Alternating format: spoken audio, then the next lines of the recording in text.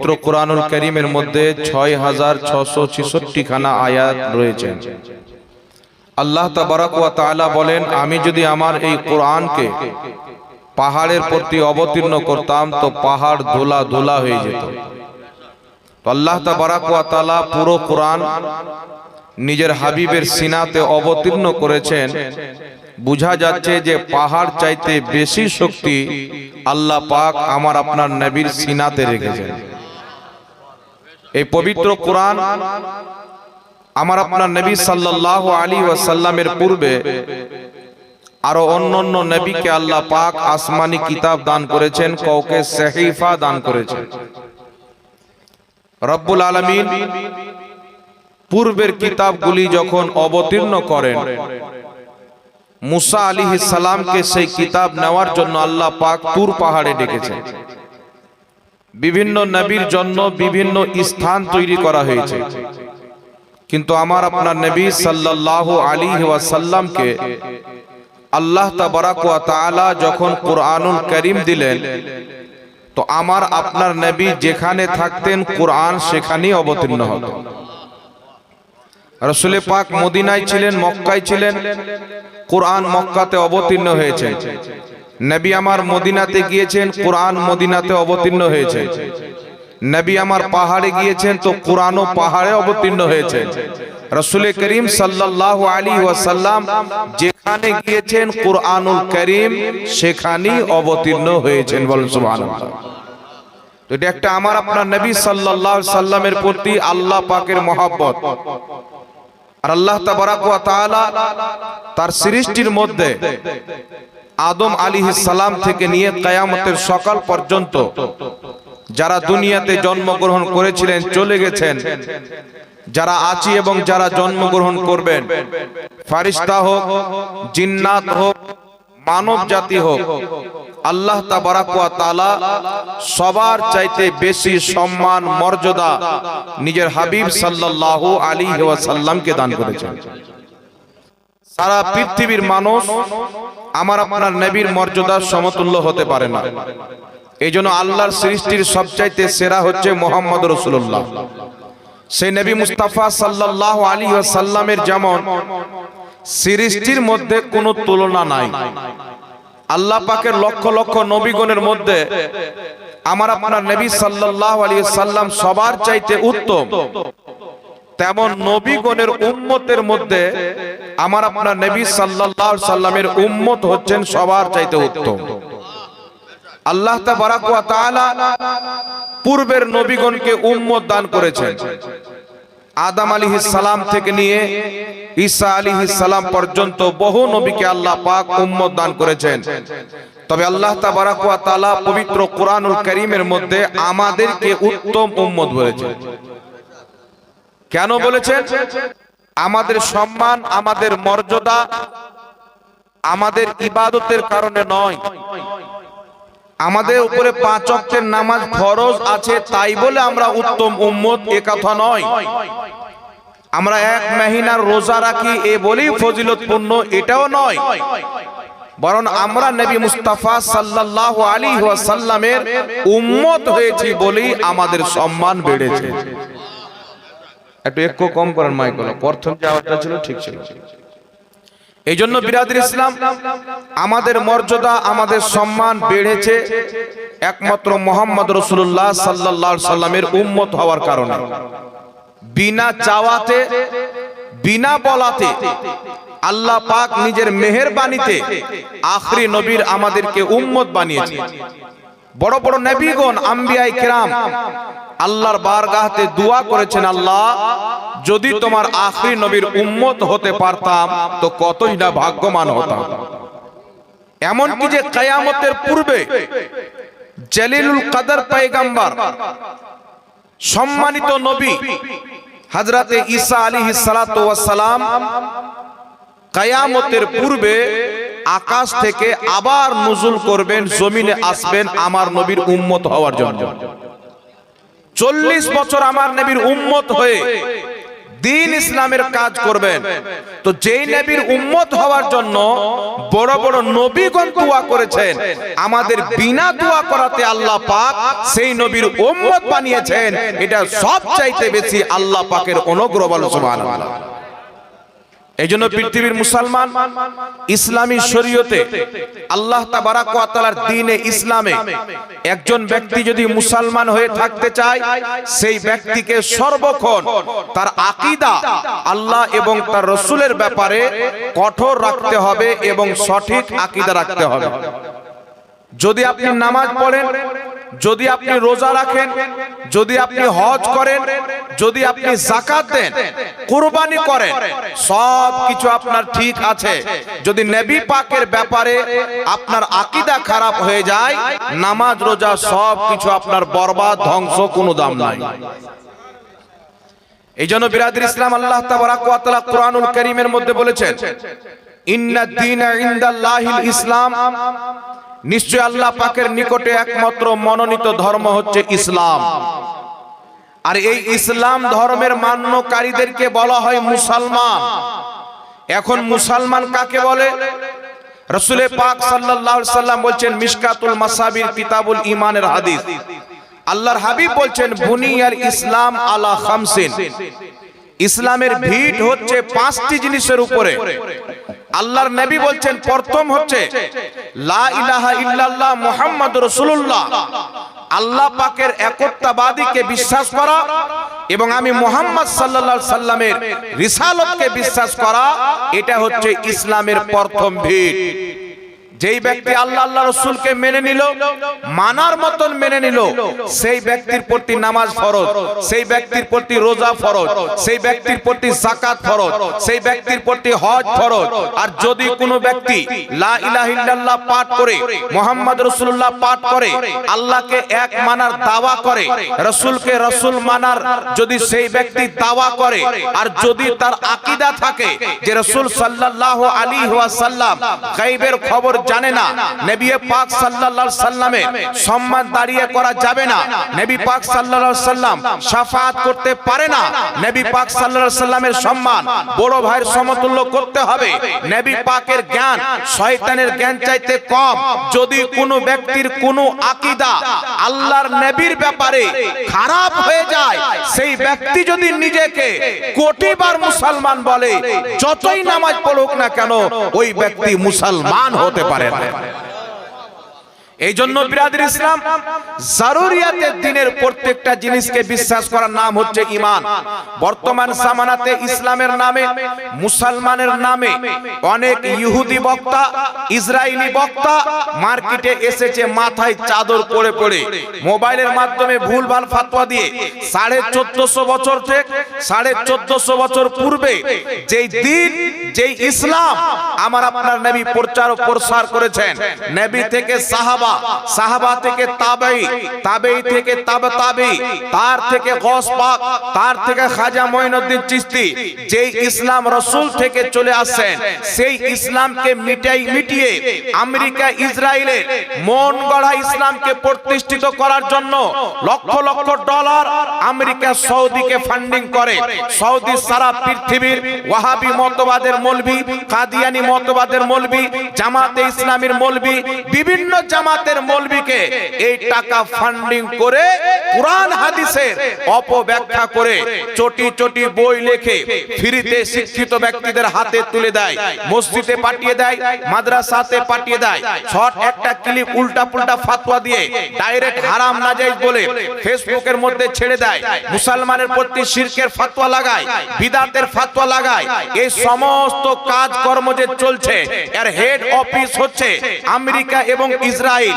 এই জন্য পৃথিবীর মুসলমান এটা মনে করিয়েন না দাড়ি আছে তো আলিম হবে, টুপি আছে তো আলিম হবে, জুব্বা আছে তো আলিম হবে, কিতাব লিখছে তো আলিম হবে, কুরআন পড়ছে তো আলিম হবে। কুরআন পড়া দেখে আলিম বলা যাবে না, নামাজ পড়া দেখে মুসলমান বলা যাবে না। আলিম কাকে বলা যাবে? যেই ব্যক্তি কুরআন হাদিসের ওই ব্যাখ্যা বয়ান করবে, যেই ব্যাখ্যা হচ্ছে পূর্বসূরি মুসলমানদের ব্যাখ্যা, তাকেই আলিম বলে মানা হবে। আর যেই ব্যক্তি হুটুস করে এসে উল্টা পুল্টা ফতোয়া দিয়ে ঈমানকে ধ্বংস করে দিল, বলে দিল এটা হারাম, দলিল কি কিছু নাই, বলে দিল এটা শিরক, বলে দিল এটা বিদআত, আর মানুষ মোবাইলে শুনে মগজ ঘুমাচ্ছে। কিছু লোক তো মার্কেটে মনে হচ্ছে, জানি না আপনাদের দেশে আছে কি নাই, বিভিন্ন জায়গায় দেখতে পাওয়া যায় ইসলাম ভারতের মাটিতে এসে সুন্নি জামাতে, ইসলাম ভারতের মাটিতে এসে সুন্নি জামাতে। একজন ওয়াহাবি মতবাদের মৌলবি বলছে যে ভারতের তাজমহল আমাদের, কুতুব মিনার আমাদের, লাল কিলা আমাদের। আমি বললাম মুখ বন্ধ করো, তাজমহল বানানে वाला শাহজাহান বাদশাহ সুন্নি, কুতুব মিনার বানানে वाला সুন্নি, লাল কিলা বানানে वाला শাহজাহান বাদশাহ সুন্নি। এই ভারতের মাটিতে যত ইসলামিক বাদশা এসেছে, খোদার কসম খেয়ে বলি প্রত্যেকটা বাদশা সুন্নি ছিল, মুসলমান। কারণ এই যে ওয়াহাবি মতবাদের লোক বেরিয়েছে, ওয়াহাবির কয়েকটি শাখ রয়েছে। মেন ওয়াহাবি দল হচ্ছে যাকে লামাযহাবি বলা হয়। ইংরেজদের পা ধরে নিজের নাম পরিবর্তন করে তারা ভারতে যখন ব্রিটিশ হুকুমত ছিল, আহলে হাদিস নামটা তাদের কাছ থেকে নিয়েছে। তাদের শাখ হচ্ছে দেওবন্দি, তাদের শাখ হচ্ছে তবলিগি। এই জন্য পৃথিবীর মুসলমান কওরির নামাজ দেখে কিছু লোক বলতে চায় তারা নামাজ বেশি পড়ে, কপালে ঘাটটা দেখতে পাওয়া যায়, রোজা বেশি রাখে। এই পৃথিবীর মুসলমান, আমার আপনার নবী সাল্লাল্লাহু আলাইহি ওয়াসাল্লাম গনিমতের মাল বন্টন করছেন। গনিমতের মাল কাকে বলা হয়? মুসলমান কাফিরের যুদ্ধ হলো, কাফির মরে গেল, তার যে মালপত্র বেঁচে গেল সেটাকে গনিমতের মাল বলা হয়। আমার আপনার নবী বন্টন করছেন। যেইগুলি সাহাবী বদরের যুদ্ধে ছিলেন তাদেরকে আল্লাহর নবী 2 হিস্সা দিচ্ছেন, আর যারা বদরের যুদ্ধে শরীক ছিলেন না, পরে ঈমান এনেছেন বা যায়নি, তাদেরকে 1 হিস্সা দিচ্ছেন। নবী আমার বন্টন করছেন। নবীর বন্টন করা মানে খোদার বন্টন করা। নবীর বন্টন করা মানে আল্লাহর বন্টন করা। হঠাৎ করে একজন ব্যক্তি বলছেন, ইয়া রাসূলুল্লাহ ইত্তাকিল্লাহ, হে আল্লাহর নবী আল্লাহকে ভয় করেন, এই দিল ইনসাফ করেন। কারণ নবী মুস্তাফা বদরি সাহাবীকে দিচ্ছেন 2 হিস্সা, আর অন্যান্য সাহাবীকে দিচ্ছেন 1 হিস্সা। এই লোকটার মনে হলো নবী হয়তো ভুল ফয়সালা করছেন, ইনসাফ করছেন না। বলছে ইয়া রাসূলুল্লাহ ইনসাফ করেন। সে নবীকে মুহাম্মদ বলে ডাক দেয়নি, সেও নবীর কালেমা পাঠ করত। মুহাদ্দিসিনে কিরাম লিখেছেন এই কথা যেই ব্যক্তি বলেছিল তার নাম হচ্ছে যুলখয়সরা। তার ঘন ঘন লম্বা লম্বা দাড়ি ছিল, মুসাম্মিরুল আজার, পায়জামা লুঙ্গি অনেক উঁচু করে উঠিয়ে পড়তো, নামাজ এত পড়তো তার পায়ের রগগুলি বেরিয়ে বেরিয়ে গিয়েছিল। সারা রাত্রে কমবেশ 300 রাকাত নফলি নামাজ পড়তো, সাজদার দাগ কপালে ছিল। এই কথা যখন বলল ইয়া রাসূলুল্লাহ আপনি ইনসাফ করেন, আমার আপনার নবী বললেন বদবখ, আমি যদি ইনসাফ না করি পৃথিবীতে কে ইনসাফ করবে? হযরত ওমর ফারুক বসে আছেন, তলোয়ার বের করে বলছেন ইয়া রাসূলুল্লাহ আপনি আমাকে অনুমতি দেন, আমি তার গর্দান মেরে দিব। হযরত ওমর ফারুক যখন এই কথা বললেন, ওই লোকটি পিঠ ঘুরিয়ে যেতে আরম্ভ করলো। আমার আপনার নবী বলছেন ওমর একে চিনে নাও, এর নসল কিয়ামত পর্যন্ত থাকবে, সারা পৃথিবীতে ছড়িয়ে যাবে। এইকে চিনে নাও, নামাজ এত পড়বে, তার নামাজের সামনে ওমর তুমি নিজের নামাজকে হালকা মনে করবে, রোজা এত রাখবে, তুমি নিজের রোজাকে হালকা মনে করবে, কুরআন এত সুন্দর পড়বে, কিন্তু কুরআন তাদের হলক থেকে নিচে নামবে না। তারা দিন থেকে এমন ভাবে বেরিয়ে যাবে যেমন তীর কামান থেকে বেরিয়ে যায়। প্রশ্ন হচ্ছে মুসলমান, দাড়ি তো তারও ছিল, নামাজ তো সেও পড়তো, বরং অন্যান্য সাহাবীর চাইতে বেশি নামাজ পড়তো। এবং নবী পাক বলছেন কিয়ামত পর্যন্ত তার গ্রুপের লোক থাকবে, নামাজ মুসলমানের চাইতে বেশি পড়বে, রোজা বেশি রাখবে, কিন্তু ইসলাম থেকে বেরিয়ে যাবে। বের হওয়ার কারণটি কি? নামাজ তো থাকবে, রোজা তো থাকবে, হজ যাকাত তো থাকবে, যেটা থাকা তার অন্তরের মধ্যে মুহাম্মদ রাসূলুল্লাহর আদব থাকবে না। সব থাকবে কিন্তু যেটা থাকার সেটাই থাকবে না। এজন্য পৃথিবীর মুসলমান আল্লাহ তাবারাক ওয়া তাআলা 114টি সূরাতে ভরে পবিত্র কোরআন আমাদেরকে দিয়েছেন শিক্ষা নেওয়ার জন্য।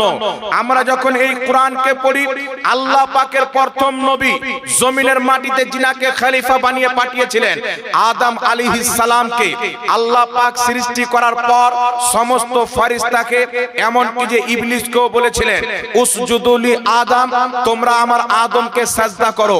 ফাসাজাদু, সবাই সাজদা করেছিল, ইল্লা ইবলিস, কিন্তু ইবলিস সাজদা করেনি। ইবলিস সাজদা করেনি, সবাই সাজদা করেছিল। মনে রাখবেন সাজদা হলো দুই প্রকার, একটা হচ্ছে তাজিম সম্মানের সাজদা, একটা হচ্ছে তাবুদি ইবাদতের সাজদা। ইবাদতের সাজদা একমাত্র আল্লাহ ছাড়া কোন কালে, কোন যুগে, কোন সময় কাউরির জন্য বৈধ হয়নি, কিয়ামত পর্যন্ত হবে না। আর সাজদায়ে তাজিমি পূর্বের নবীগণের শরীয়তে বৈধ ছিল, আমাদের শরীয়তে সাজদায়ে তাজিমি হচ্ছে হারাম। আর আদম নবীকে আল্লাহ পাক করতে বলেছিলেন, তখন যাই ছিল, সবাই সাজদা করলো, ইবলিস করলো না। আচ্ছা বলেন তো, ইবলিস কি আল্লাহকে সাজদা করতো না? কোন কিতাবে এসেছেন 6 কোটি বছর সাজদা করেছিল, কোন কিতাবে এসেছেন 90 কোটি বছর সাজদা করেছিল। ফেরেশতাদেরকে হাজারো বছর পড়িয়েছিল, হাজারো বছর আল্লাহর আরশের তাওয়াফ করেছিল, জান্নাতের মধ্যে থাকতো। আদমকে যখন সাজদা করলো না মহান রব্বুল আলামিন, ইবলিস কি আল্লাহর ইবাদত করতো না? যদি আল্লাহর ইবাদত না করতো তো 6 কোটি বছর সাজদা কেন করলো? তাসবিহ তাহলিল কেন করলো? জিক্র আজকার কেন করলো? আরে 90 কোটি বছর পর্যন্ত আল্লাহর ইবাদত করেছে, কিন্তু আদমকে সাজদা করলো না। আল্লাহ বললেন না, ইবলিস যাও, আদমের সম্মান না করলে কি হবে? আমার তো ইবাদত কোটি কোটি বছর করেছো, তোমাকে ক্ষমা করে দিলাম। আমার তো তাসবিহ বয়ান করেছো, তোমাকে ক্ষমা করে দিলাম। আমার তো জিক্র আজকার করেছো, তোমাকে ক্ষমা করে দিলাম। ফেরেশতাদেরকে পড়িয়েছো, তোমাকে ক্ষমা করে দিলাম। কিন্তু আল্লাহ এই কথা বলছেন না, আল্লাহ পাক বলছেন, যাও, আজ থেকে আমি তোমাকে কাফির বানিয়ে দিলাম এবং মারদুদ বানিয়ে দিলাম। কিয়ামত পর্যন্ত তোমার প্রতি আমার অভিশাপ থাকলো, কারণ যার অন্তরে আমার নবীর আদব থাকে না, যতই সাজদা করো তার সাজদার মূল্য আমি আল্লাহর দরবারে থাকে না। নারে তাকবীর, নারে রিসালাত, উলামা আহলে সুন্নাত। এই জন্য বিরাদির ইসলাম, বর্তমান জামানাতে নামাজি অনেক দেখতে পাওয়া যায়, কিন্তু সেই নামাজি নামাজ তো পড়ে, তার অন্তরে হুব্বে রাসূল দেখতে পাওয়া যায় না। বলার কথা হচ্ছে বিরাদির ইসলাম, রাসূল পাকের আদব সব সময় রাখতে হবে। আমি আপনাদের সম্মুখে বয়ান করেছি ইসলামের যে 5টি ভিট, লক্ষ্য করে শুনেন। তার মধ্যে মেন ভিট হচ্ছে কি? লা ইলাহা ইল্লাল্লাহ মুহাম্মাদুর রাসূলুল্লাহ। জারুরিয়াতের দিনের প্রত্যেকটা জিনিসকে বিশ্বাস করার নাম হচ্ছে ঈমান। যদি কোনো ব্যক্তি জারুরিয়াতের দিনের একটাকে অস্বীকার করে, সেই ব্যক্তি যতই নামাজ পড়ুক, যতই রোজা রাখুক, যতই হজ করুক, ওই ব্যক্তি কাফির ও মুরতাদ, মুসলমান হতে পারে না। আপনাকে উদাহরণস্বরূপ বলি, আপনাদের বাঙালি একটা লোক ধরেন, 5 ওয়াক্তের নামাজ পড়ে, হজ করে, যাকাত দেয়, কুরবানি দেয়, সব করে, কিন্তু লোকটা বলে কিয়ামত হবে আমি বিশ্বাস করি না। তাহলে মুসলমান থাকবে? ও তো 5 ওয়াক্তের নামাজ পড়ে, ও তো হজ করে, যাকাত দেয়, সব করে, প্রত্যেক বছর একটা করে হজ করে, এরপরেও মুসলমান নয়। কেন? কিয়ামতকে বিশ্বাস করে না। বুঝানোর উদ্দেশ্য হচ্ছে, একটা জিনিসকে যদি অস্বীকার করে, সেটা যদি জারুরিয়াতের দিন হয়, সেই ব্যক্তি কাফির হয়ে যাবে। এই জন্য পৃথিবীর মুসলমান আজ থেকে কমবেশ 150 বছর পূর্বে পাকিস্তানের মাটিতে একটা ফিরকা জন্ম নিয়েছে, যার নাম হচ্ছে কাদিয়ানি ফিরকা। এই কাদিয়ানি ফিরকা কোথায় থেকে আসলো? গোলাম আহমদ কাদিয়ানি নামের একজন ব্যক্তি নিজেকে নবী দাবি করেছিল। ও 5 ওয়াক্তের নামাজ পড়তো, ও রোজা রাখতো, ও হজ করতো, কিন্তু নিজেকে নবী বলে দাবি করলো। তাহলে সে মুসলমান থাকলো না কাফির হয়ে গেল? কথা বলে। আমার নবীর পরে কেউ যদি নিজেকে নবী দাবি করে, মুসলমান থাকবে? আল্লাহ বলছেন খাতামান নবিয়িন, আমার নবী হচ্ছে শেষ নবী। রাসূল বলছেন লা নবিয়্যা বাদি, আমার পরে কোনো নবী হবে না। আর সে নিজেকে নবী বলে দাবি করলো, তাহলে সে মুসলমান থাকবে? বাবা একটু জোরে বলেন। মুসলমান থাকবে? কোনোই মতে থাকবে না। তো বিচার কি করে করা যাবে কে মুসলমান কে মুসলমান নয়? বর্তমান জামানায় কিছু লোক আছে, এ আবার মুসলমান হয়েছে 2024 সালে, এর ইসলাম আবার 2024 সালে এসেছে। এর পূর্বে আলাদা ইসলাম মানতো। এ মনে করছে আমি 2024-এ নতুন ইসলাম পেলাম, 2025-এ নতুন ইসলাম পেলাম। আপনাদেরকে বলতে চাই, জ্ঞানীগুণী মানুষ আপনারা, ইসলামের বয়স কি 2024 সালের? 1 বছর হলো, 10 বছর হলো, সারা পৃথিবীর মাটিতে এই জমিনের মানচিত্রে পৃথিবীর মুসলমান 1847 এর পূর্বে তবলিগি জামাত নামের পৃথিবীতে কোনো মুসলমান ছিল না, দেওবন্দি কোনো মুসলমান ছিল না, আহলে হাদিস কোনো মুসলমান ছিল না। আজ থেকে 1847 এর পূর্বে এই পৃথিবীর মাটিতে যদি কোনো তবলিগি জামাত, যদি কোনো দেওবন্দি, যদি কোনো ওয়াহাবি একটা তাদের মসজিদ দেখাতে পারে, একটা মাদ্রাসা দেখাতে পারে, আমি তার জিন্দেগি ভর গোলামি করতে প্রস্তুত আছি, কিন্তু দেখাতে পারবে না। কেন দেখাতে পারবে না? 1847 এর পূর্বে এই জামাতের কোনো অস্তিত্ব নাই। খোদার কসম খেয়ে বলি, 1847 এর পূর্বে, 500 বছর পূর্বে, 1000 বছর পূর্বে, 1200 বছর পূর্বে, 1400 বছর পূর্বে যারা মুসলমান ছিল সবাই আহলে সুন্নাত ওয়াল জামাত, সুন্নি দলের লোক ছিল মুসলমান। এইগুলো ফিরকা তো আমেরিকা তৈরি করেছে, এইগুলো ফিরকা ইসলামকে কমজোর করার জন্য বার্তানিয়া তৈরি করেছে। 1847 এর পর, 1847 এর পূর্বে এদের কোনো অস্তিত্ব পৃথিবীর মাটিতে খুঁজে পাওয়া যায় না, একটা তাদের মসজিদ নাই। আমার বলার উদ্দেশ্য হচ্ছে, যদি তবলিগি জামাত সঠিক মুসলমান হতো তো 1847 এর পূর্বে কি দুনিয়াটা ইসলাম থেকে খালি ছিল? 300-400 বছর কি ইসলাম থেকে খালি ছিল? নবী পাক বলছে, একটি দল আমার থেকে নিয়ে কিয়ামত পর্যন্ত সঠিক পথে থাকবে, ওই দল ছেড়ে যারা বের হবে তারাই হবে জাহান্নামী। আর যত ওয়াহাবি বলেন, তবলিগি জামাত বলেন, লামাযহাবি বলেন, কাদিয়ানি বলেন, এরা যত লোক নতুন নতুন ধর্ম গ্রহণ করেছে, এদের বাপ না হলে দাদা 100% গ্যারান্টি সুন্নি ছিল, 100% গ্যারান্টি সুন্নি ছিল। তো জান্নাতি দল থেকে এরা কেটে বের হয়েছে। এখন আপনাকে বলতে চাই, পৃথিবীর মুসলমান এরা জারুরিয়াতে দ্বীনকে অস্বীকার করেছেন। নবীকে শেষ নবী মানা জারুরিয়াতে দ্বীন। যদি কোনো ব্যক্তি বলে যে আল্লাহর নবীর পরে নতুন নবী আসতে পারে, সেই ব্যক্তিও কাফির হবে। যদি কোনো ব্যক্তি আল্লাহর নবীর পরে নতুন কোনো ব্যক্তিকে, কোনো ফেরেশতাকে, কোনো মৌলবীকে, কাউকে যদি নবী বলে, সেই ব্যক্তি কাফির হয়ে যাবে। কারণ আমার নবীর পরে কিয়ামত পর্যন্ত নবুয়তের দরওয়াজা বন্ধ হয়ে গেছে। কিন্তু পৃথিবীর মুসলমান ভারতবর্ষের মাটিতে যখন ইংরেজদের হুকুমত ছিল, ইংরেজরা দেখলো মুসলমান যদি এক হয়ে থাকে, মুসলমান যদি দলবদ্ধ হয়ে থাকে, তাহলে আমাদের ভারতের মাটিতে হুকুমত করা কঠিন হয়ে যাবে, হুকুমত করা অসম্ভব হয়ে যাবে। তখন তারা প্ল্যানিং করলো মুসলমানকে দলে দলে ভাগ করা হোক। তখন দেওবন্দ মাদ্রাসা প্রথম সুন্নি জামাতের মতে চলতো, তাদেরকে ডেকে 600 টাকা করে বেতন চালু করা হলো। বর্তমানে কত লক্ষ টাকা হতে পারে। ওই 600 টাকা করে বেতন দিয়ে দেওবন্দ মাদ্রাসা থেকে আপনার কয়েকটি কিতাব লেখা হলো। একটি কিতাবের নাম হচ্ছে হিফজুল ঈমান, আরেকটি কিতাবের নাম হচ্ছে তাহজিরুন নাস, আরেকটি কিতাবের নাম হচ্ছে ফাতাওয়া রশিদিয়া, আরেকটি কিতাবের নাম হচ্ছে বারাহিনে কাতিয়া। এই 4টি কিতাব দেওবন্দ মাদ্রাসার মৌলবী ইংরেজদের টাকা খেয়ে লিখলো মুসলমানের মধ্যে ফিতনা তৈরি করার জন্য। হিফজুল ঈমানের মধ্যে লিখলো আশরাফ আলী থানভী 8 নম্বর পৃষ্ঠার মধ্যে, নবীর মতন জ্ঞান প্রত্যেক জানোয়ারকে আছে, প্রত্যেক বাচ্চাকে আছে, প্রত্যেক পাগলকেও আছে। যেমন জ্ঞান নবীকে আছে, তেমন জ্ঞান গরু ছাগলকেও আছে। মুসলমান থাকবে? এই জোরে বলেন, মুসলমান থাকবে? এই আশরাফ আলী থানভীকে দেওবন্দি তাকে মুজাদ্দিদ বলে মানে। দেওবন্দ মাদ্রাসার প্রতিষ্ঠাতা কাসিম নানওতাবি তাহজিরুন নাস কিতাবের 25 নম্বর পৃষ্ঠার মধ্যে লিখলো, আমাদের নবীর পরেও নতুন নবী জন্ম নিতে পারে, নাউজুবিল্লাহ। তারপরে চলে আসেন বারাহিনে কাতিয়ার মধ্যে দেওবন্দীদের গুরু খলিল আহমদ আম্বেঠি, তবলিগি জামাতের প্রতিষ্ঠাতা ইলিয়াস কান্দেওয়ালির পীর ভাই, আপনার বারাহিনে কাতিয়ার মধ্যে লিখছে নবীর জ্ঞান চাইতে শয়তানের জ্ঞান বেশি।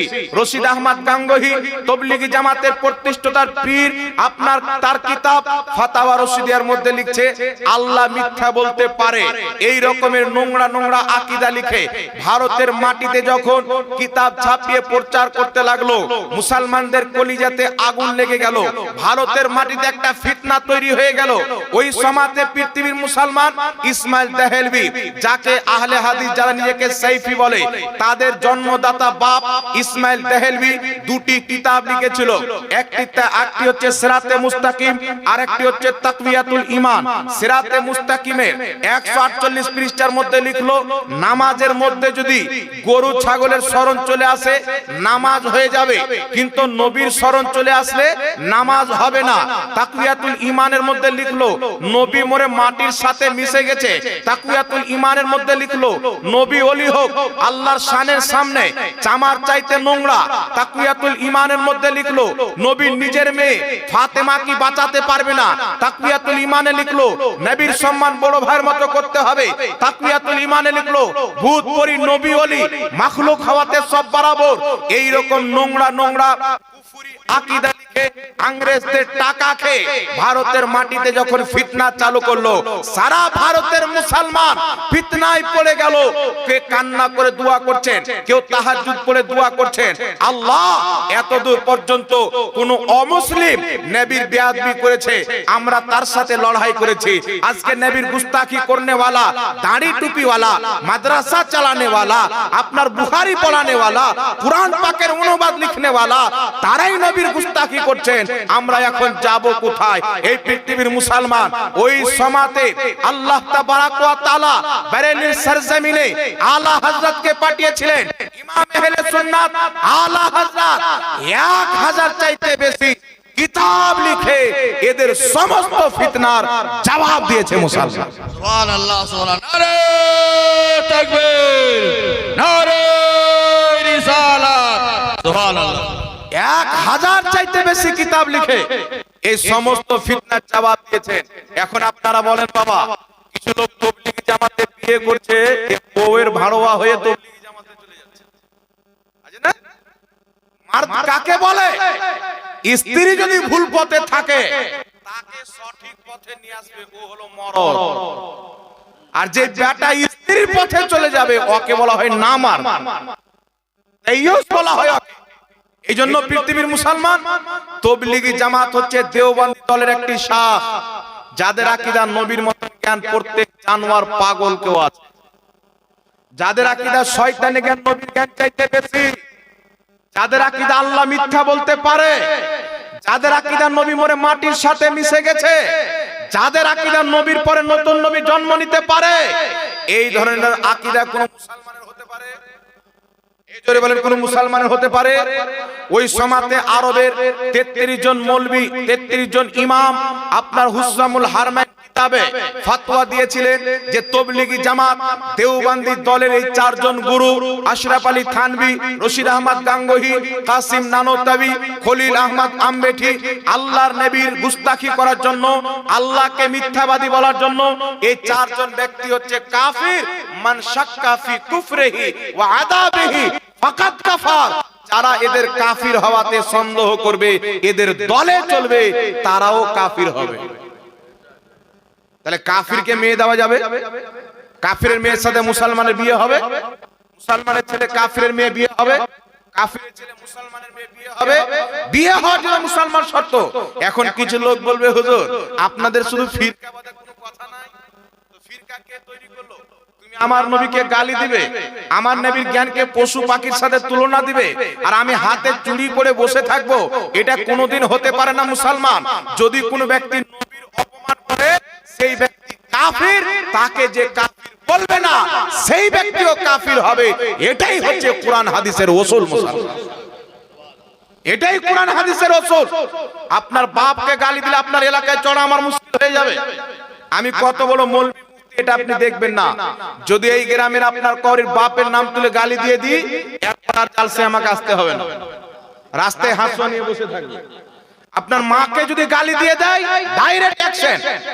তো যারা রাসূলের পাককে গালি দিয়েছেন বাবা, এদের কথা কি হবে বলেন? আমার মা চাইতে কি নবীর ইজ্জত কম? আমার বাপ চাইতে কি নবীর ইজ্জত কম? উঠান কিতাব সহিহ বুখারী, বুখারী শরীফের প্রথম খণ্ড কিতাবুল ঈমানের মধ্যে হাদিস, মুসলিম শরীফের মধ্যে হাদিস, মিশকাত শরীফ কিতাবুল ঈমানের মধ্যে হাদিস। রাসূলের পাক সাল্লাল্লাহু আলাইহি সাল্লাম বলছেন, লা ইউমিনু আহাদুকুম হাত্তা আকুনা আহাব্বা ইলাইহি মিন ওয়ালিদিহি ওয়া ওয়ালাদিহি ওয়ান নাস আজমাইন। আল্লাহর হাবিব বলছেন, অতক্ষণ পর্যন্ত কোন ব্যক্তি ঈমানদার হতে পারে না যতক্ষণ পর্যন্ত নিজের বাপ চাইতে বেশি, নিজের মা চাইতে বেশি, নিজের ছেলে চাইতে বেশি, নিজের আত্মীয় স্বজন চাইতে বেশি, এক কথা আল্লাহর পরে সবার চাইতে বেশি যে মুস্তাফাকে না ভালোবাসবে ঈমানদার হবে। প্রয়োজন পড়লে বাপকে নবীর মহব্বতে কুরবান করতে হবে। ইমাম কাজী আয়াজ রাহমাতুল্লাহ আলাইহি শিফা শরীফের মধ্যে হাদিস নিয়েছেন, একজন মহিলার কানে খবর আসলো আল্লাহর নবী যুদ্ধের ময়দানে ডেকেছেন। নবী কায়নাত সাল্লাল্লাহু আলাইহি সাল্লাম যখন ডাক দিলেন, মহিলাটি নিজের স্বামীকে পাঠালেন, নিজের ছেলে, নিজের বাপকে পাঠালেন, নিজের ভাইকে পাঠালেন, তিনজন ব্যক্তিকে যুদ্ধের ময়দানে পাঠালেন। যখন যুদ্ধ কমপ্লিট হয়েছে, মহিলাটির কানে খবর আসলো যুদ্ধ কমপ্লিট। বাড়ি থেকে দৌড় দিয়ে যুদ্ধের ময়দানের দিকে যাচ্ছেন।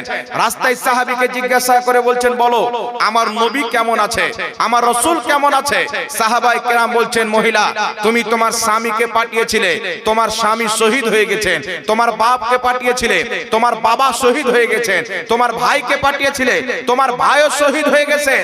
মহিলাটি বলছেন, বাপ পরে, ভাই পরে, স্বামী পরে, আগে বলো আমার নবী কেমন আছে, আমার রাসূলের খবর আগে আমাকে দাও। সাহাবা কেমন নবীকে মোহাব্বত করতেন।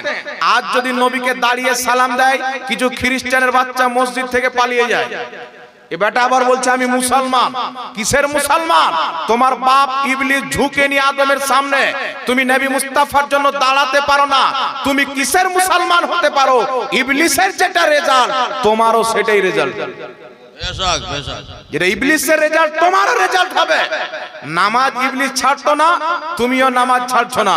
ইবলিস ইবাদত করতো বেশি, তুমিও ইবাদত করছো, কিন্তু আদমের সামনে ঝুঁকিনি, আর তুমি নবীর জন্য দাঁড়াচ্ছ না। তাহলে তোমার ঠিকানা ওখানেই হবে যেখানে ইবলিসের ঠিকানা হবে। নামাজ পড়লে কবুল হয় না। সেই মহিলাটি দৌড় দিয়ে যাচ্ছেন, চতুর সাইডে ঘুরে ঘুরে চেক করছেন নবী কোথায়। হঠাৎ করে সামনে দেখছেন আল্লাহর নবী দাঁড়িয়ে আছেন। নবীকে দেখে মহিলাটি বলছেন, ইয়া রাসূলুল্লাহ আপনি সহি সালামত আছেন, আপনার সামনে আমার প্রত্যেক দুঃখকে আমি তুচ্ছ মনে করি। বাপ শহীদ হয়ে গেছেন, মা শহীদ হয়ে গেছেন, ভাই শহীদ হয়ে গেছেন, স্বামী শহীদ হয়ে গেছেন, কিন্তু ইয়া রাসূলুল্লাহ আপনি সহি সালামত আছেন, আমার কোনো চিন্তা নাই। সুবহানাল্লাহ বলেন।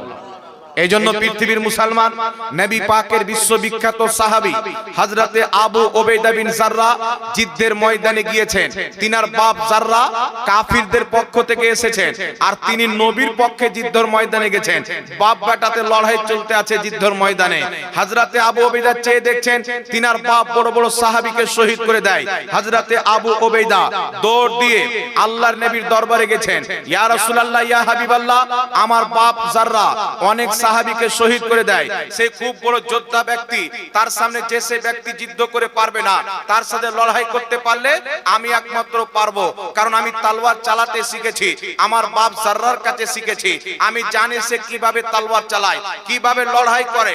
রাসূল পাককে বলছেন, হুজুর আপনি আমাকে অনুমতি দেন, আমি আমার বাপের মোকাবেলাতে যাব। আল্লাহর হাবিব বলছেন, আবু উবাইদা তুমি তোমার বাবার সামনে যেও না, যদি তোমার বাপের সামনে যাও মুনাফিকরা ইসলামকে বদনাম করবে। মুস্তাফা জানে রহমত এমন একটি শরীয়ত নিয়ে এসেছে, বাপ বেটাতে কাটাকাটি করায়, বাপ বেটাতে মারামারি করায়, আমার নবী নিষেধ করে দিলেন। নবী পাকের সাহাবী হযরতে আবু উবাইদা যুদ্ধের ময়দানে গেছেন, লড়াই করতে আছেন, লড়াই করতে আছেন, চেয়ে দেখছেন তিনার বাপের সামনে যে সাহাবী যায় শহীদ হয়ে যায়। হযরতে আবু উবাইদা বিন জাররা সহ্য না করতে পেরে বাপের সামনে ঝাঁপিয়ে পড়ে গেল। ঝাঁপিয়ে পড়ে এমন একটি তলোয়ারের নিশানা করলো, বাপের গর্দানকে মেরে জমিনে ফেলে দিলেন। নিজের ঘুটনাকে জমিনে ফেলে হযরতে আবু উবাইদা বিন জাররা চিৎকার মেরে কান্না করছেন। সাহাবী বলছেন, আবু উবাইদা, বাপকে মেরেছো তাই কান্না করছো? হযরতে আবু উবাইদা বলছেন, না, আমি আমার বাপকে মেরেছি তাই কান্না করি না। আমার রাসূল আমার বাপের সামনে যেতে নিষেধ করেছিলেন, আমি সহ্য না করতে পেরে বাপকে হত্যা করেছি। যদি আমার নবী নারাজ হয়ে যায়, আল্লাহ নারাজ হয়ে যাবে, এই জন্য আমি কান্না করতেছি। সাহাবী বলছেন, চলো নবীর দরবারে যাই। হযরতে আবু উবাইদা বিন জাররা মাথার পাগড়িটাকে খুলে গলাতে ঝুলিয়ে মুজরিম সেজে আমার নবীর দরবারে গিয়ে বলছেন, ইয়া রাসূলুল্লাহ, আপনি নিষেধ করেছিলেন আমার বাপের সামনে যেতে, কিন্তু আমি যদি না যেতাম আপনার সাহাবীদেরকে শহীদ করে দিত। আমার ছাড়া আমার বাপের সাথে কেউ মোকাবেলা করতে পারতো না, তার সাথে কেউ লড়াই করতে পারতো না। ইয়া রাসূলুল্লাহ, ইয়া হাবিবাল্লাহ, আমার বাপ সাহাবীকে শহীদ করতেছিল, আমি সহ্য না করতে পেরে আমার বাপকে হত্যা করেছি। হুজুর, আপনি নারাজ তো হয়ে যাননি? রাসূলের পাককে বলছেন, হুজুর, আপনি দুঃখিত তো হননি? আল্লাহর নবীর চোখ দিয়ে পানি বেরিয়ে গেল। রাসূলের পাক বলছেন, আবু উবাইদা, আমি এই জন্য নিষেধ করেছিলাম তোমার বাবার সামনে যেতে, যাতে আমার ইসলামকে মুনাফিক বদনাম না করে। কিন্তু তুমি তোমার বাপকে আল্লাহর মহব্বতে, আমি নবীর মহব্বতে দুশমনের রাসূল মনে করে হত্যা করেছো। তোমার প্রতি আমি নারাজ নয়, তোমার প্রতি আমি নবীও রাজি, আমার খোদাও রাজি। নারে রিসালাত, শহীদানে কারবালা। তুমি আমাকেও রাজি করেছো, আমার খোদাকেও রাজি করেছো। হযরতে আবু উবাইদা বিন জাররা এই কথা যখন শুনলেন, নবীও রাজি, খোদাও রাজি। গলা থেকে পাগড়িটাকে খুলে এইভাবে হাতে নিলেন, ঝুলাতে ঝুলাতে আল্লাহু আকবার বলছেন আর যাচ্ছেন। আমার আপনার নবী, সমস্ত সাহাবী দাঁড়িয়ে আছেন। সাহাবীদেরকে বলছেন, সাহাবী, তোমরা যদি জান্নাতি দেখতে চাও, আবু উবাইদাকে দেখে নাও। সে আমার মহব্বতে তার বাপকে হত্যা করেছে, খোদা জাহান্নামের আগুন তার প্রতি হারাম করে দিয়েছে। বলেন সুবহানাল্লাহ। এটা ছিল সাহাবায়ে কেরামের মহব্বত, এটা ছিল সাহাবায়ে কেরামের আদব। আজকে রাসূল পাকের আদব করতে পারে না, মুনাফিকদের চক্রান্তে পড়ে, ইহুদি খ্রিস্টানদের ধোঁকাতে পড়ে নবী মুস্তাফার আদবকে ছেড়ে দেয়। নামাজ নিয়ে কি করবেন, রোজা নিয়ে কি করবেন, যদি ঈমানটা না থাকে, রাসূলের আদব যদি না থাকে, এই পৃথিবীর মুসলমান, আমার আপনার নবী এলান করলেন, সাহাবা জিদ্দের ময়দানে যেতে হবে। তোমরা যারা জিদ্দ লড়াই করতে পারবে অস্ত্র নিয়ে বেরিয়ে যাও, যারা লড়াই করতে পারবে না তলোয়ারগুলি তাদের হাতে তুলে দাও, যারা যুদ্ধ করতে পারবে। সাহাবিয়া রাসূল বলছেন, আল্লাহর নবীর কদমে সবাই নিজের তলোয়ারকে হাজির করে দিলেন, অস্ত্র হাজির করে দিলেন। এমনি সময় একজন মহিলা, একটা ছোট বাচ্চা যে এখন দুধ পান করত, সেই বাচ্চাকে নিয়ে নবীর দরবারে এসেছেন। আমার আপনার নবী সাল্লাল্লাহু আলাইহি সাল্লামের দরবারে এসেছেন। মহিলাটি বলছেন, ইয়া রাসূলুল্লাহ, আমার এই বাচ্চাকে নিয়ে আপনি যুদ্ধের ময়দানে যান। আমার স্বামী নাই, যদি আমার স্বামী থাকতো আপনার সাথে যুদ্ধের ময়দানে পাঠাতাম, কিন্তু আমার স্বামী বদরের যুদ্ধে আপনার মহব্বতে শহীদ হয়ে গেছেন। আমার স্বামী যখন শহীদ হয়, আমার পেটে তার বাচ্চা ছিল, আজ সেই বাচ্চা আমার কোলে। ইয়া রাসূলুল্লাহ, আপনি কাফিরদের সাথে লড়াই করার জন্য সাথে আমার বাচ্চাকে নিয়ে যান। রাসূল পাক বলছেন, বেটি, তোমার এই ছোট বাচ্চাকে নিয়ে গিয়ে কি করব? এ তো লড়াই করতে পারবে না, এ তো তলোয়ার চালাতে পারবে না। মহিলাটির চোখ দিয়ে পানি বেরিয়ে গেল, বলতে লাগলেন, ইয়া রাসূলুল্লাহ, আমি জানি আমার এই সন্তান লড়াই করতে পারবে না, তলোয়ার চালাতে পারবে না, তবে ইয়া রাসূলুল্লাহ, আমার এই সন্তানের মধ্যে এমন একটি গুণ আছে, যেই গুণটি যুদ্ধের ময়দানে কাজে লাগবে। ইয়া রাসূলুল্লাহ, যদি কোনো ব্যক্তি আমার সন্তানকে একটা চুমু দিয়ে দেয়, আমার সন্তান তাকে চিপকে ধরে নেয়। ইয়া রাসূলুল্লাহ, আমি চাই যুদ্ধের ময়দানে আপনি আমার সন্তানকে কোলে নিয়ে থাকবেন, যখন কাফির আপনার দিকে তীরের নিশানা করবে, আপনি আমার সন্তানকে একটা চুমুন দিবেন, আমার সন্তান আপনাকে চিপকে ধরবে, তীর আপনার দেহে লাগতে দিবে না। আমার এই ছেলে নিজের শরীরে তীর নিয়ে আপনার হেফাজত করবে। সুবহানাল্লাহ, নারে তাকবীর, নারে রিসালাত, আশিকানে কারবালা। আমার এই ছেলে আপনার হিফাজত করে যদি মরে যায়, শহীদ হয়ে যায়, আমি মা নিজেকে ভাগ্যবান মনে করব। এই পৃথিবীর মুসলমান রাসূল পাকের মোহাব্বত কি আজ পর্যন্ত আমরা বুঝতে পারিনি, নবী পাকের তাজিম কি আজ পর্যন্ত বুঝতে পারিনি। সহিহ বুখারীর মধ্যে হাদিস রয়েছেন, আল্লাহর নবীর একজন সাহাবী রাসূল পাককে খুব মাঝে মাঝে হাসাতেন, মা রাসূল পাককে হাসাতেন। ওই সাহাবী কিন্তু দারু পান করতেন। একবার দারু পান করে নবীর দরবারে চলে এসেছেন। আল্লাহর নবী বললেন, তুমি দারু পান করেছো? বললেন, জি হুজুর। রাসূল পাক বললেন, একে কোড়া মারো। দারু পান করার শাস্তি কোড়া মারো। সাহাবা ওকে কোড়া মারছেন, তো একজন সাহাবী বলছেন, এর লজ্জা শরম কিছু নাই, বারবার দারু পান করে আসছে। মানে এর একবার আরো পান করেছে, হযরত ওমর কোড়া মেরেছে, আবার পান করে চলে এসেছে। তো একজন সাহাবী বলছেন, এর প্রতি লানাত, এ বারবার দারু পান করছেন। রাসূল পাকের কানে খবর গেল যে আমার ওই সাহাবীর প্রতি লানাত পাঠিয়েছে, যে দারু খেয়েছিলেন। আল্লাহর নবী যখন শুনতে পেলেন, বললেন, খবরদার, আমার সেই সাহাবীর প্রতি কেউ লানাত করবে না। হুজুর, কেন? ও তো দারু পান করে। রাসূল বলেন, দারু পান করলে কি হলো? ও তো আমাকে ভালোবাসে, ও আমাকে মোহাব্বত করে, ভুল করে দারু পান করে নিয়েছে, তার জন্য আমি তাকে শাস্তি দিয়েছি কোড়া, কিন্তু তার প্রতি লানাত পাঠানো যাবে না। এই পৃথিবীর মুসলমান, আপনাকে কি করে রাসূল পাকের মোহাব্বতের ব্যাপারে বলবো?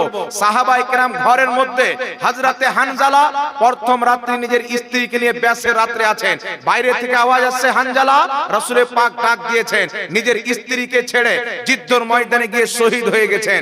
এই জন্য বলতে চাই, মুসলমান যতই নামাজ রোজা পড়ুক না কেন, করুক না কেন, যদি তার অন্তরে রাসূল পাকের আদব না থাকে, সেই ব্যক্তি মুসলমান হবে না, তার নামাজ রোজা কিছু কাজে আসবে না। যদি রাসূলুল্লাহর আদব থাকে, আমল যদি হালকা হয়, ওটাই আল্লাহর দরবারে কবুল হয়ে যাবে, ওটাই আল্লাহর দরবারে কবুল হয়ে যাবে। এই জন্য পৃথিবীর মুসলমান, আমার আপনার নবী সাল্লাল্লাহু আলাইহি ওয়াসাল্লাম বলেছেন, ইবনে মাজাহ শরীফের মধ্যে সহিহ হাদিস, আন আনাস ইবনে মালিক রাদিয়াল্লাহু তাআলা আনহু قال قال رسول الله صلى الله عليه وسلم শাফাআতি লিআহলিল কাবাইর মিন উম্মতি। রাসূল পাক বলছেন, কিয়ামতের ময়দানে আমার শাফাআত হচ্ছে আমার বড় বড় পাপী উম্মতের জন্য। আমাকে মহব্বত তো করেছে, কিন্তু গুনাহতে লিপ্ত হয়ে গেছে, আমি নবী মুস্তাফা তাদের শাফাআত করে তাদেরকে জান্নাতে নিয়ে যাব। জোরে বল সুবহানাল্লাহ। বুখারী শরীফের মধ্যে হাদিস, কিয়ামতের ময়দানে সমস্ত উম্মত ছুটে যাবে কোথায়? আদম নবীর দরবারে। হুজুর, আপনি আল্লাহর নবী, আমাদের শাফাআত করেন। আদম নবী বলবেন, ইয়া নাফসি ইয়া নাফসি, ইযহাবু ইলা গায়রি, অন্য কাউরির কাছে যাও। আদম আলাইহিস সালাম ফিরিয়ে দিবেন, সবাই দৌড় দিয়ে আবার নূহ নবীর দরবারে যাবে। তিনিও বলবেন, ইযহাবু ইলা গায়রি, অন্য কাউরির কাছে যাও। তিনিও যখন ফিরিয়ে দিবেন, আবার অন্য নবীর দরবারে যাবে। আবার যেতে যেতে ঈসা নবীর দরবারে যখন আমরা যাব, হযরতে ঈসা আলাইহিস সালাম বলবেন, আজ কোন নবী তোমাদের উপকার করবেন না, যদি তোমাদের উপকার করতে পারে মুহাম্মদ রাসূলুল্লাহ করতে পারে। প্রত্যেক নবী নাফসি নাফসি করতেন। আমার আপনার নবীর নিকটে যখন সবাই যাবে, আল্লাহর নবী মুস্তাফা সাল্লাল্লাহু আলাইহি সাল্লাম বলছেন, আমি কিয়ামতের ময়দানে সিজদাতে পড়ব। তখন আল্লাহ আমাকে একটি তাসবিহ শিখাবেন, আমি সেই তাসবিহটি পাঠ করব। অনেকক্ষণ কেটে যাওয়ার পর আল্লাহ বলবেন, মুহাম্মদ মাথা তুলো, মুহাম্মদ মাথা তুলো। রাসূল আমার মাথা তুলছেন না। আল্লাহ বলবেন, মাহবুব মাথা তুলো, তুমি যা চাইবে আমি আল্লাহ তোমাকে তাই দেব। তুমি যার শাফাআত চাইবে তাকে বখশে দেওয়া হবে। মাথা তুলো। আল্লাহর নবী মাথা তুলবেন, আল্লাহ পাক তিনাকে শাফাআত করার অনুমতি দিবেন। এই দুনিয়াতে আল্লাহ পাক কুরআনুল কারীমের মধ্যে আমার আপনার নবীর সাথে ওয়াদা করেছেন, ওয়ালা সাউফা ইউতিকা রাব্বুকা ফাতারদা। হে নবী, আমি আপনাকে এত দিব, এত দিব, আপনি রাজি হয়ে যাবেন। নবী আমার কত নিলে রাজি হবেন? রাসূল পাক বলছেন, যতক্ষণ পর্যন্ত আমার একটা উম্মত জাহান্নামে থাকবে, আমি মুস্তাফা রাজি হব না। আমার সমস্ত উম্মতকে আমি জান্নাতে ভরে দিব, মুস্তাফা আমি রাজি হয়ে যাব। নারে তাকবীর, নারে রিসালাত। একদিন রাসূল পাক সাল্লাল্লাহু আলাইহি সাল্লামের নিকটে সাইয়্যিদুল মালায়েকা হযরতে জিবরিল আলাইহিস সালাম আসলেন। আসার পরে বলছেন, ইয়া রাসূলুল্লাহ, ইয়া হাবিবাল্লাহ, আল্লাহ পাক আপনাকে দুটো অফার দিয়েছেন। এই আমার দিকে তাকান। আল্লাহ পাক আপনাকে দুটো অফার দিয়েছেন। কি অফার দিয়েছেন? জিবরিল আলাইহিস সালাম বলছেন, এক, আপনি এই অফারটা গ্রহণ করতে পারেন, আপনার উম্মতের অর্ধেক উম্মত বিনা হিসাব কিতাবে জান্নাতে। আর দ্বিতীয় নাম্বার অফার হচ্ছে, হয়তো আপনি শাফাতকে কবুল করেন। একদিকে শাফাত, একদিকে অর্ধেক উম্মত বিনা হিসাব কিতাবে জান্নাতে। আমার আপনার নবী সাল্লাল্লাহু আলাইহি ওয়াসাল্লাম বলছেন, আমার অর্ধেক উম্মত বিনা হিসাব কিতাবে জান্নাতে চলে যাবে, আর অর্ধেক কোথায় যাবে? তো আমি এই অপশনটা নিব না, আমি শাফাতকে চাই। অতক্ষণ পর্যন্ত আমার শাফাত চলবে যতক্ষণ পর্যন্ত আমার একটা উম্মত জাহান্নামে থাকবে। আমি সবকে শাফাত করে জান্নাতে নিয়ে যাব। এই জন্য পৃথিবীর মুসলমান মা ভালোবাসেন, বাবা ভালোবাসেন। কবরে যখন চলে গেলাম, মা আমার কবরে যাচ্ছেন না, বাবা আমার কবরে যাচ্ছেন না, আমার কবরে মা আমিনার লাল নবী মুস্তাফা চলে আসছে। কিয়ামতের ময়দানে স্বামী স্ত্রীকে চিনবে না, মা বেটাকে, বেটা মাকে চিনবে না, বাবা নিজের সন্তানকে চিনতে পারবেন না। ওই কিয়ামতের ময়দানে মুস্তাফা জানে রহমত নিজের প্রত্যেকটা উম্মতকে চিনতে পারবে। আর বর্তমান জামানাতে ওয়াহাবি দলের লোক, তবলিগি জামাতের লোক, এই মানুষ নোংরা আবর্জনা বেরিয়েছে, সোশ্যাল মিডিয়ার মাধ্যমে কানে ফুসকুড়ি দিয়ে মানুষের ঈমান ভুল বুঝিয়ে দিচ্ছে, নিয়ে বেটা বুঝে নিচ্ছে, মনে করছে এটাই শরীয়ত। দেখবেন ব্যাঙ যখন কূপের মধ্যে থাকে না, কুয়াতে, তো ব্যাঙ মনে করে এটাই হয়তো দুনিয়া। কেউ যদি ওকে বালতিতে করে বের করে নেয়, বাইরে এসে বলে বাপ রে, আরো এত বড় দুনিয়া আছে। তো এরা হচ্ছে কুয়ার ব্যাঙ। আলিম ওলামার সাথে বন্ধুত্ব রাখতে হবে, মুসলমান সম্পর্ক রাখতে হবে। পাহাড় হিলে যাবে যদি আলিমের সাথে বন্ধুত্ব থাকে, আপনার ঈমান কোনোদিন ধ্বংস হবে না। মার্কেটে এমন এমন লোক বেরিয়েছে, নবীকে দাঁড়িয়ে সালাম দেন তো বিদাত। বলছে ইয়া নবী সালাম আলাইকা কোন হাদিসে আছে? নবীকে দাঁড়ায় সম্মান করা কোন হাদিসে আছে? বলছে নবীর নাম চুমুন দিয়ে চোখে মাসা করা কোন হাদিসে আছে? কিছু মৌলবি তো বেরিয়েছেন, বলছে একটা মসজিদে নামাজ পড়তে গেলাম, দেখছি যে লোকগুলো যখন আশহাদু আন্না মুহাম্মাদুর রাসূলুল্লাহ বলছেন, তো এইভাবে চুমুন দিচ্ছে, এইভাবে। বর্ধমানের সাইডে একটা পোল্ট্রি মুরগি সাইজের বক্তা বেরিয়েছে, এ বেটা ফের বলছে কিছু লোক নবীর নাম শুনে মানে মুখটাকে বান্দরের মতন করছে, আর বলছে কেউ লোক নবীর নাম শুনে এরকম করে। বলছে আমরা ওগুলো করি না। তো বেটা তুই করবি কেন? নবীর নাম হলো পাক, আর শয়তান সকাল সন্ধ্যা তোর মুখে পেশাব করে, তোর মুখ না পাক। তো নবীর পাক নাম তোর মুখে লাগুক, আল্লাহ এটা চাই না। আল্লাহ চাই যারা সুন্নি তাদেরই মুখে যেন আমার নবীর পাক নাম লাগে। একটু জোরে বলেন না সুবহানাল্লাহ।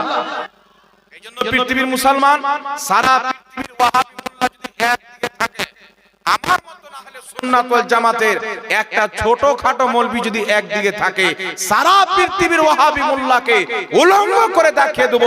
নবী মুস্তাফার নাম শুনে বিরুদ্ধ আঙ্গুল চুমুন দিয়ে চোখে মাসা করা শুধু জায়েজ নয়, সওয়াবের কাজ। জোরে বল সুবহানাল্লাহ। এখন এটা আমরা কেন করি বাবা শুনেন। কিছু লোক শ্বশুর বাড়ি গিয়ে মুরগা খেয়ে এটা করা ভুলে যাচ্ছে। শ্বশুর বাড়ি গিয়ে, এই জন্য আমাদের আহলে সুন্নাত ওয়াল জামাতের আলিম ওলামা রাসূল পাকের ফতোয়া বয়ান করে থাকেন যে আল্লাহর নবী বলেছেন আমার উম্মতের মধ্যে ৭৩টি ফিরকা হবে, কুল্লুহুম ফিন্নার, সমস্ত ফিরকা জাহান্নামে যাবে, ইল্লা মিল্লাতান ওয়াহিদা, একটি জান্নাতে যাবে, মা আনা আলাইহি ওয়া আসহাবি, যে আমার সাহাবীর তরিকাতে থাকবে, ওই দলটা যাবে জান্নাতে। তো ফিরকা তো ৭৩টা হবে, জান্নাতি একটা হবে, ৭২টাই জাহান্নামে যাবে। এই জাহান্নামী ফিরকার লোক বলছেন নবীর নাম শুনে বিরুদ্ধ আঙ্গুল চুমুন দিয়ে চোখে যাওয়া বিদআত। এখন আপনাকে বলতে চাই, হাদিসের একটি বিখ্যাত কিতাব রয়েছে, কিতাবটি নাম হচ্ছে মুসনাদুল ফিরদাউস। সেই কিতাবের মধ্যে হাদিসটি লিপিবদ্ধ রয়েছে। আমার নবী উপস্থিত আছেন, হযরতে বেলাল আযান দিচ্ছেন, আবু বকর সিদ্দিক উপস্থিত আছেন। হযরতে বেলাল নিজের আযানের মধ্যে যখন আশহাদু আন্না মুহাম্মাদার রাসূলুল্লাহ বলছেন, হযরতে আবু বকর সিদ্দিক জাফারা ইবহামিয়া নিজের দুটি বিরুদ্ধ আঙ্গুলকে চুম্বন দিচ্ছেন, ওয়া মাসাহা আলা আইনাইহি, এবং নিজের দুই চোখে মাসা করছেন।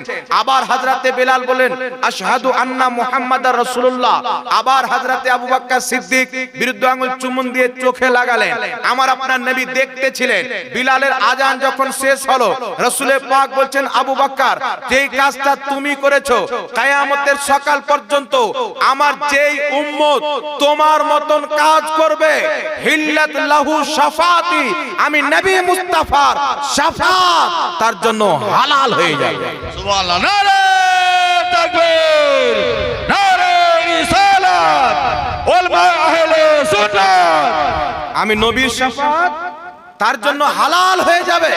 এই জন্য পৃথিবীর মুসলমান এই হাদিসটিকে উল্লেখ করে 2.5 লক্ষ হাদিসের হাফিজ, মক্কা মদিনার ইমাম মোল্লা আলী কারি রাহমাতুল্লাহ আলাইহি নিজের কিতাব আসরারুল মারফুয়ার মধ্যে লিখেছেন, এবং ইমাম আজলুনি রাহমাতুল্লাহ আলাইহি লক্ষ লক্ষ হাদিসের হাফিজ, তিনি নিজের কিতাব কাশফুল খাফার মধ্যে লিখতেছেন যে এই আমলের দলিল যেহেতু আবু বকর থেকে প্রমাণিত, আমল করার জন্য এতটুকুই যথেষ্ট। এই জন্য ইমাম মোল্লা আলী কারি শারহে নুকায়া কিতাবের মধ্যে লিখছেন, রাসূল পাকের নাম শুনে বিরুদ্ধ আঙ্গুল চুম্বন দিয়ে চোখে মাসা করা সওয়াবের কাজ। ইমাম ইবনে আবিদিন শামী ফাতাওয়া শামীর মধ্যে লিখতেছেন, রাসূল পাকের নাম শুনে বিরুদ্ধ আঙ্গুল চুম্বন দিয়ে চোখে মাসা করা সওয়াবের কাজ। তাফসিরে জালালাইনের ইন্নাল্লাহা ওয়া মালাইকাতাহু ইউসাল্লুনা আলান নবী, এই আয়াত কুরআনুল কারীমের 22 পারা সূরাতুল আহজাব আয়াত নাম্বার 56 এর হাসিয়ায় মুহসি লিখতেছেন, রাসূল পাকের নাম শুনে বিরুদ্ধ আঙ্গুল চুম্বন দিয়ে চোখে মাসা করা সওয়াবের কাজ। মারাকিল ফালা কিতাবের মধ্যে লিখা আছেন, রাসূল পাকের নাম শুনে বিরুদ্ধ আঙ্গুল চুম্বন দিয়ে চোখে মাসা করা মুস্তাহাব। আব্দুল হাই লাখনবী নিজের কিতাব মাজমুউল ফাতাওয়ার মধ্যে লিখছেন, রাসূল পাকের নাম শুনে বিরুদ্ধ আঙ্গুল চুম্বন দিয়ে চোখে মাসা করা মুস্তাহাব। যারা করবে আল্লাহ তাদেরকে সওয়াব দান করবে। এর ফলাফল কি হবে? ইমাম আবু নঈম আসবাহানী রাহমাতুল্লাহ আলাইহি 950 বছর পূর্বে নিজের কিতাব হিলিয়াতুল আউলিয়ার মধ্যে একটি হাদিস লিখেছেন হাসান সনদে। হাসান হচ্ছে সহিহ হাদিসেরই অন্তর্ভুক্ত। যে হাদিসটিকে ইমাম জালালউদ্দিন সিয়ুতি রাহমাতুল্লাহ আলাইহি খাসাইসুল কুবরার মধ্যে উল্লেখ করেছেন, ইমাম হালবি রাহমাতুল্লাহ আলাইহি সিরাতে হালবিয়ার মধ্যে উল্লেখ করেছেন, হযরতে মুসা আলাইহিস সালাতু ওয়াস সালামের যুগে তিনার একজন উম্মত 200 বছর পর্যন্ত আল্লাহর নাফরমানি করেছে। 200 বছর কোনো নেকির কাজ করেনি, গুনাহে লিপ্ত থেকেছে। আর হযরতে মুসা নবীর উম্মতকে আল্লাহ পাক 500 বছর 1000 বছর হায়াত দান করতেন। 200 বছর আল্লাহর নাফরমানি করার পর লোকটা যখন মারা গেছে, তো মুসা আলাইহিস সালামের উম্মতের যারা নামাজি পরহেজগার ব্যক্তি, তার লাশকে নিয়ে গিয়ে ক্যাচড়াতে ফেলে দিয়েছে, যেখানে নোংরা আবর্জনা ফেলা হয়, ক্যাচড়াতে ফেলে দিল। এদিকে মুসা আলাইহিস সালাম তুর পাড়ে গিয়েছেন, আল্লাহর সাথে কথা বলছেন। আল্লাহ পাক বলছেন, মুসা, তোমার উম্মতের আমার যেই বান্দার লাশকে ক্যাচড়ায় ফেলেছে, তুমি যাও সুন্দর করে গোসল দিয়ে কাফন দিয়ে তাকে মুসলমানের কবরস্থানে দাফন করো। মুসা আলাইহিস সালাম বলছেন, রব্বুল আলামিন আমার উম্মতেরা সাক্ষী দেয়, তোমার সেই বান্দা 200 বছর পর্যন্ত আমার নাফরমানি করেছে, 200 বছর পর্যন্ত তোমার খেলাফ চলেছে, এই জন্য তার লাশকে ক্যাচড়াতে ফেলে দেওয়া হয়েছে। আল্লাহ পাক বলছেন, মুসা, আমি যা জানি পৃথিবীতে কেউ জানে না। মুসা, আমি জানি 200 বছর আমার নাফরমানি করেছে, কিন্তু আমার সেই বান্দা, আমি তোমার প্রতি যে কিতাব অবতীর্ণ করেছি তাওরাত শরীফ, এই তাওরাতকে পাঠ করত, আর এই তাওরাতের মধ্যে আমার হাবিবের নাম ইসমু মুহাম্মদ, মুহাম্মাদের নামটা যখন দেখতো, পাঠ করত, জাফারা ইবহামাইহি, নিজের দুটি বিরুদ্ধ আঙ্গুলকে চুমুন দিত, বা মাসাহা আলা আইনাইহি, নিজের দুই চোখে মাসা করত। মুসা শুনো, 200 বছর আমার নাফরমানি করেছে, কিন্তু আমার নবী মুহাম্মদ রাসূলুল্লাহর নাম শুনে পাঠ করে বিরুদ্ধ আঙ্গুল চুমন দিয়ে চোখে মাসা করা, তার এই মহব্বতকে আমি আল্লাহ এত পছন্দ করেছি, তার 200 বছরের গুনাহকে ক্ষমা করে আমি তার জন্য জান্নাত ওয়াজিব করে দিয়েছি।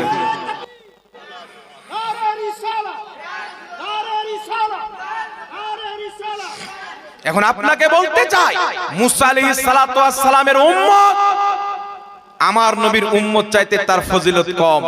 মুসা নবীর উম্মত 200 বছর পাপ করে নবীর নাম চুমন দিয়ে চোখে লাগিয়েছেন বলে আল্লাহ তার 200 বছরের গুনাহ ক্ষমা করে জান্নাতি বানিয়ে দিয়েছেন। তো যদি মুসা নবীর উম্মত আমার নবীর নামকে চুমন দিয়ে জান্নাত পেয়ে যায়, আমরা নবীর কলমা পাঠ করনে वाला, আমরা নবীর নামের তাজিম করব, ইনশাআল্লাহ আমাদের গুনাহ maaf করে খোদা জান্নাত দান করবে।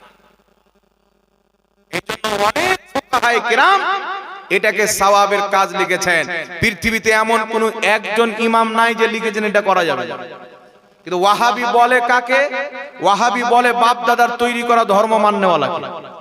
ওয়াহাবি বলে খ্রিস্টানের দেওয়া ফতোয়া মাননেওয়ালাকে, ইসরায়েলি দেওয়া প্রোডেক্ট মাননেওয়ালাকে ওয়াহাবি বলা হয়। এই জন্য পৃথিবীর মুসলমান সচেতন থাকতে হবে। যদি এমন কোন নোংরা আবর্জনা সমাজের মধ্যে ঢুকে যায়, তাকে বসিয়ে যজ্ঞ বিজ্ঞ মুফতি ডেকে তাকে কোরআন হাদিস দেখিয়ে বুঝানো হোক। কোরআন হাদিস দেখার পর যদি সে বুঝতে না চায়, এই রকম ব্যক্তি মুসলমান নয়। এ যখন মরবে, একে হিন্দুদের শ্মশানে জ্বালিয়ে দেওয়া তো জায়েজ হবে, মুসলমানের কবরস্থানে মাটি দেওয়া হারাম আছে মুসলমান। মনে রাখবেন, বাইরের দুশমন চাইতে আস্তিনের সাপ বেশি ক্ষতিকারক। বাইরের দুশমন চাইতে পড়োশি যদি আপনার দুশমন হয়, এটা কিন্তু বেশি ক্ষতিকারক। বুঝতে পারছেন? তো দাড়ি টুপিওয়ালা শয়তান এ হচ্ছে মারাত্মক। অরিজিনাল শয়তান তো আছে। এই জন্য কি মনে করিয়েন না যে দাড়ি টুপি হলি মুসলমান হয়ে যাবে। হযরতে সালাহউদ্দিন আইয়ুবী রাহমাতুল্লাহ আলাইহি মসজিদে আকসাকে যখন ছুটালেন, ইহুদিদের কবজা থেকে জয়লাভ করলেন, ফাতাহ করলেন, তো 3000 চাইতে বেশি মৌলবীকে ফাঁসি দিলেন। তার মধ্যে কেউ নিজেকে মুফতি বলতো, কেউ নিজেকে মুহাদ্দিস বলতো, কেউ ফতোয়া বোর্ডে বসেছিল, কেউ মানুষকে বুখারী পড়াতো, কেউ মসজিদের ইমাম ছিল, কেউ খুতবা দিত, কেউ বক্তা ছিল। 3000 চাইতে বেশি আলেমকে ফাঁসি দিলেন। তিনাকে জিজ্ঞাসা করা হলো, হযরত আপনি 3000 চাইতে বেশি আলেমকে ফাঁসি কেন দিলেন?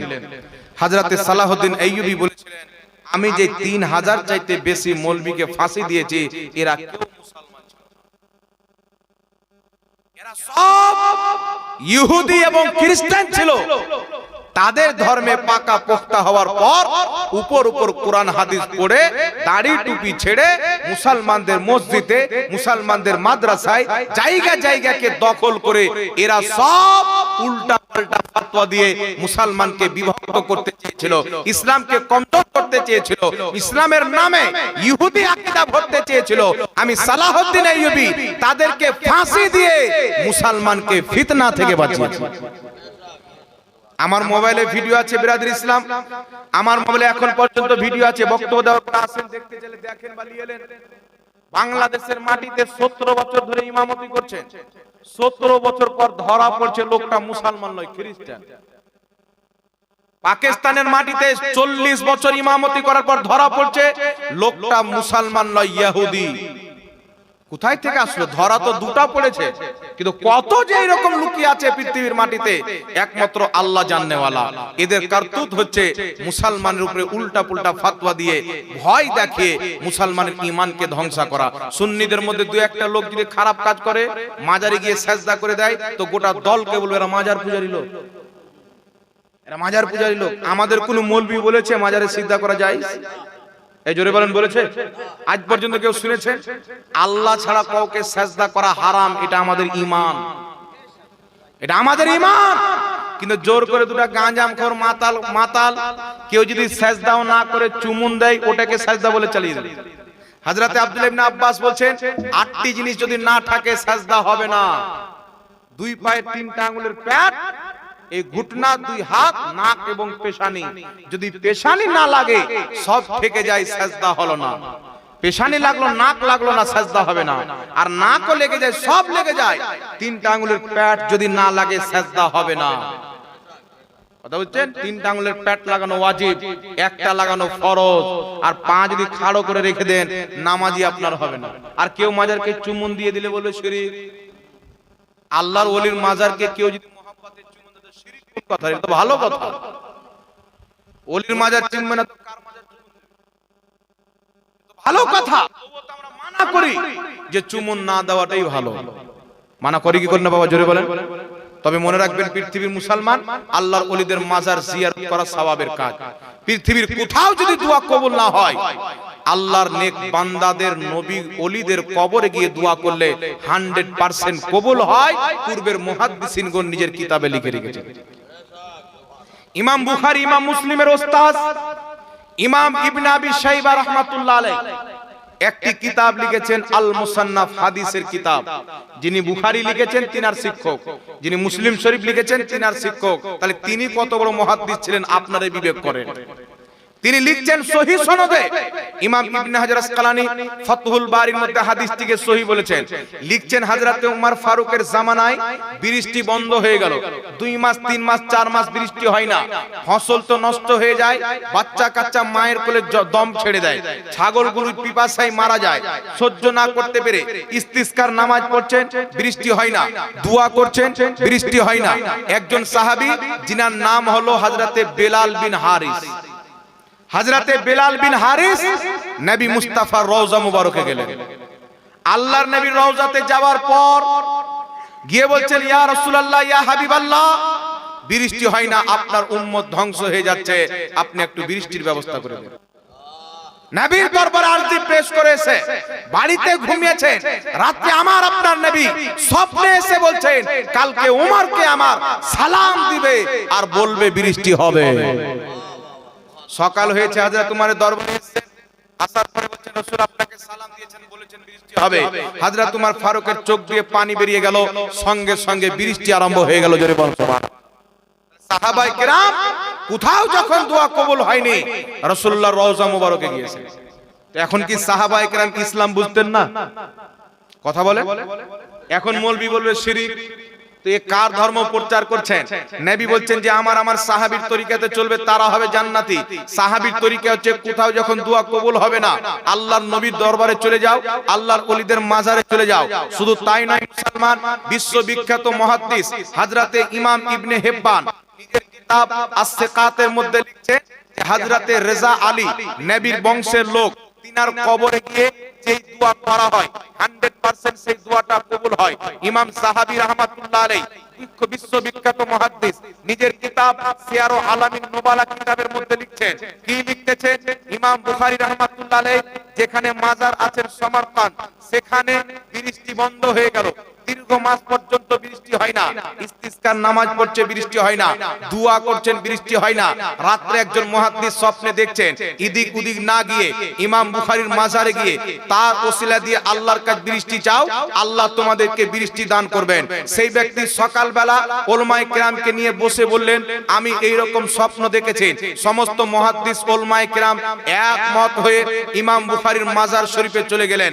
ওখানে যাওয়ার পর দোয়া করছেন, আল্লাহ আমরা কত দোয়া করেছি, তুমি আমাদেরকে বৃষ্টি দাওনি, আজ তোমার নেক বান্দা ইমাম বুখারীর কবরে এসেছি, ইমাম বুখারীর ওসিলাতে তুমি আমাদের দোয়া কবুল করো, আমাদেরকে বৃষ্টি দান করো।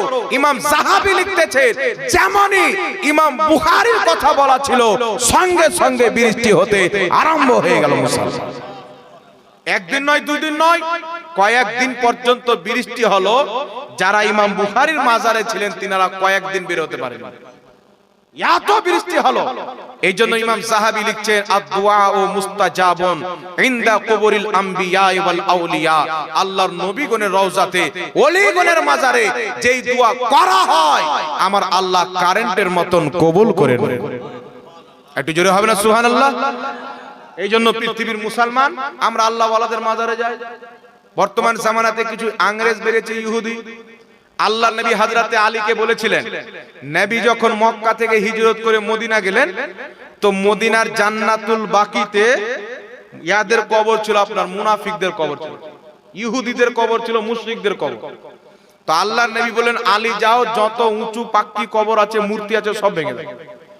এখন পর্যন্ত খ্রিস্টানরা মানুষ যখন মারা যায়, তাকে মাটি দিয়ে তার কবরের উপরে তার মূর্তি তৈরি করে।